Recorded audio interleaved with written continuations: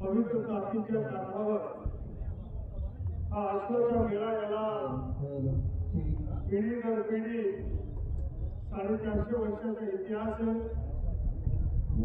याच्यामध्ये धार्मिक उपासना बरोबर अत्यंत महत्वाचं इथे यात्रा लागत असते। यात्रेमध्ये उच्च कोटीचे घोड्यापासून तर बैलापासून तर गाईपासून तर बकऱ्यापासून तर कोंबड्यापासून तर मसाल्यापासून तर हँडीक्राफ्ट पासून असंख्य गोष्टी या बाजारामध्ये येतात।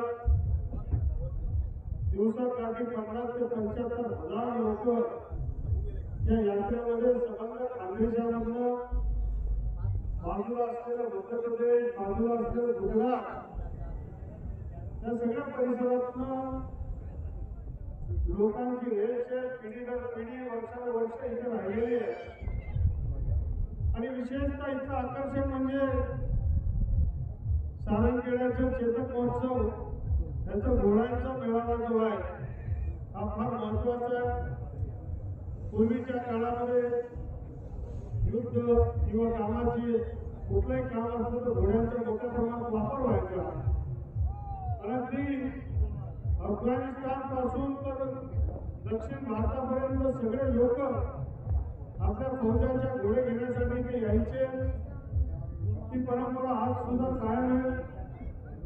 घोड्यांचे जे प्रेमी लोक आहेत अश्वप्रेमी ते संबंध जगभरातून इथे येतात।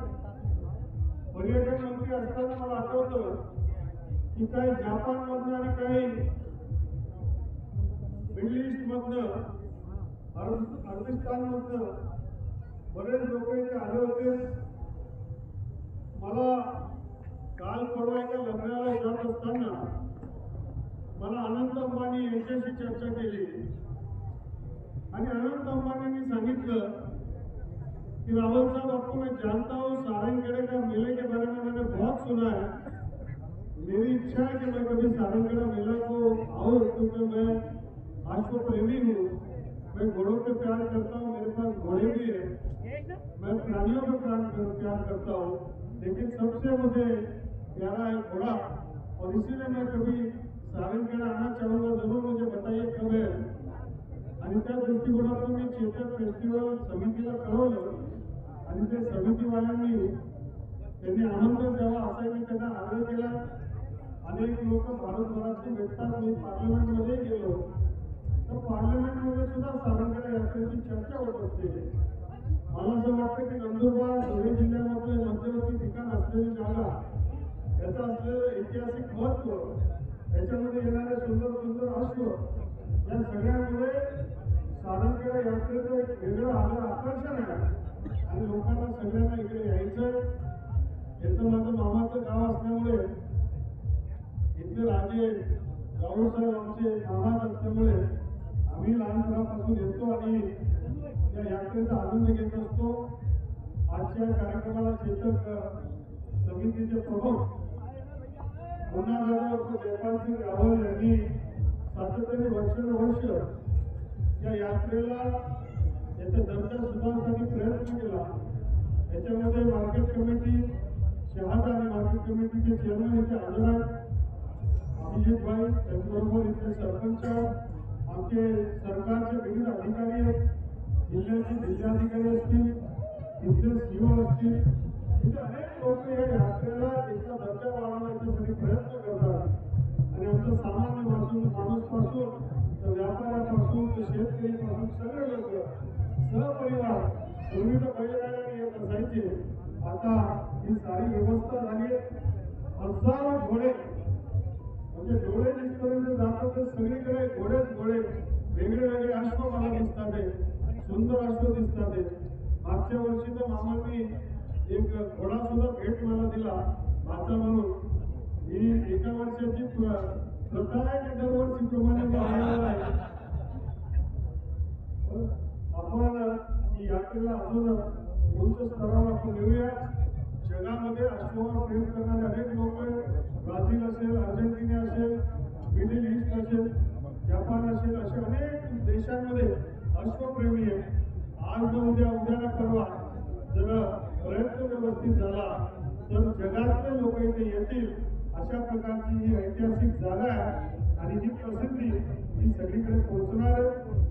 दुर्दैवाने मध्यंतरीच्या काळामध्ये मला राजकारण बोलायचं नाही, परंतु पर्यटन मंत्री या नात्याने या यात्रेला मदत करण्याचा आम्ही प्रयत्न केला.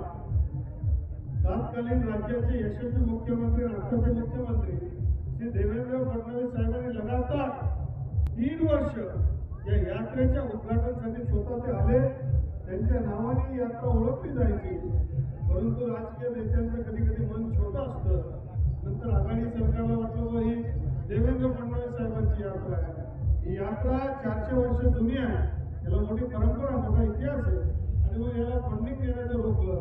इतकंच काय तर तुम्ही फंडिंग दिल्यावर आमच्यावर विविध प्रकारच्या चौकशा इन्क्वायरी लावायचा प्रयत्न केला. आम्ही त्या गोष्टीला हसलो, कारण की ज्यावेळेस त्यांच्या पंजोबांचा जन्मही झाला होता तेव्हापासून ही यात्रा आहे आणि सदैव राहील. ही पिढी दर पिढी राहणार आहे. आपल्या देशामधला हा सांस्कृतिक धरोहर याला जिवंत ठेवण्याचं काम, याला समृद्ध करण्याचं काम, याला पुढे नेण्याचं काम आपण सगळ्यांनी केलं पाहिजे. आणि मला असं वाटतं की या माध्यमातून नंदुरबार आणि धुळे जिल्ह्यामध्ये, विशेषतः नंदुरबार जिल्ह्यामध्ये काही हजारो परिवारांना रोजगाराचं साधन या माध्यमातून मिळत असतं. वर्षभराचं रॅशन देखील, पैसा देखील या बाजाराच्या या यात्रेच्या माध्यमातून मिळतात. मी पुन्हा एकदा चेतक महोत्सवाला, चेतक फेस्टिवलला, सारंगखेड्याच्या यात्रेला सर्व समिती सदस्यांना, महाराष्ट्राचं जनतेचं असलेलं लोकप्रिय सरकार देवेंद्र फडणवीस साहेब, शिंदे साहेब, अजितदादा पवार यांचं असलेलं हे महायुतीचं सरकार यांच्या वतीने ही आदिवासी बहुल जिल्ह्यामध्ये असलेल्या यात्रेला लाख शुभेच्छा देतो. आणि महाराष्ट्र सरकार या सगळ्या कार्यांमध्ये सारंगखेडा फेस्टिवलच्या मागे, सारंगखेडा यात्रेवरच्या मागे हे ठामपणे ताकदीने उभं आहे असं सुद्धा मी नम्रपणे नमूद करतो.